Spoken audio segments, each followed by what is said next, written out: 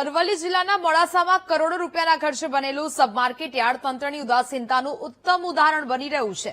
8 વર્ષ પહેલા નિર્માણ પામેલું અને જેનું લોકાર્પણ થઈ ગયું છે તેવું રાજકોટ સબયાર્ડ આજે ખંડેર હાલતમાં છે અને કરોડોનો ખર્ચ એડે જઈ રહ્યો છે। હાલ માર્કેટ યાર્ડ મુખ્ય બજારમાં હોવાને કારણે ખેડૂતોને ઝણસી લઈ જવામાં ટ્રાફિકની સમસ્યાઓનો સામનો કરવો પડી રહ્યો છે।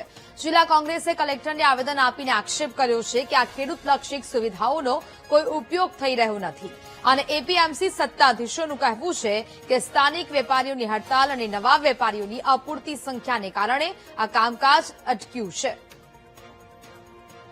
મોડાસા માર્કેટ બન્યું છે એને લગભગ 10 વર્ષ થઈ ગયા, ધૂળ ખાય છે ને અત્યારે જે બજારમાં અમે માલ લઈ જઈએ છીએ અમારી જણસી તો એટલી બધી ટ્રાફિકમાં લઈ જવો પડે, નાના મોટા અકસ્માતો પણ થાય છે। તો જો આ માર્કેટ અહીંયા લેવા આવે બહાર તો ખેડૂતોને મોટો ફાયદો થાય છે અને ત્યાં જીઆઈડીસીમાં અને આજુબાજુ અમારી ફેક્ટરીઓ જે છે તે બધી બહાર જ છે। માલ ત્યાં અમારે રાત્રે લઈ જવાનો, બીજે દિવસ પાછો બહાર જ લાવવાનો, તો એના કરતા બહાર આ માર્કેટ છે જો એમાં જો સુવિધા ચાલુ થાય તો ખેડૂતોને મોટો ફાયદો થાય। આ માર્કેટ યાર્ડની અંદર હજી હરાજી શરૂ કરવામાં આવી નથી। માત્ર ઉદ્ઘાટનના ફોટા પડાવવાથી ખેડૂતોને સાચો વિકાસ થતો હોતો નથી। ટ્રાફિકની સમસ્યાઓ ખૂબ છે।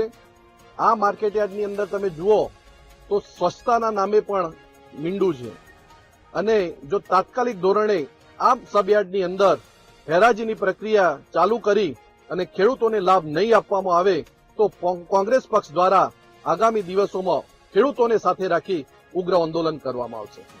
હડતાલ થયેલી અહીંયા એપીએમસી મોડાસામાં અને જે તે વખતે એવું ઠરાવવામાં આવેલું કે ત્યાં આગળ નવા વેપારી લઈ અને ઓક્શન પ્રક્રિયા શરૂ કરવાની અને એ મુજબ હાલ છેલ્લા 8 વર્ષથી સબયાર્ડ બંધ છે, ત્યાં હરાજીની પ્રક્રિયા ચાલુ નથી।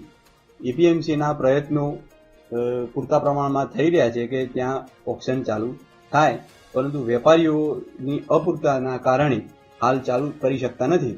પરંતુ આગામી સિઝનમાં વેપારી મિત્રો જોડે પરામર્શ કરી અને સબયાર્ડ ચાલુ કરવા માટેના પ્રયત્નો હાથ ધરીશું।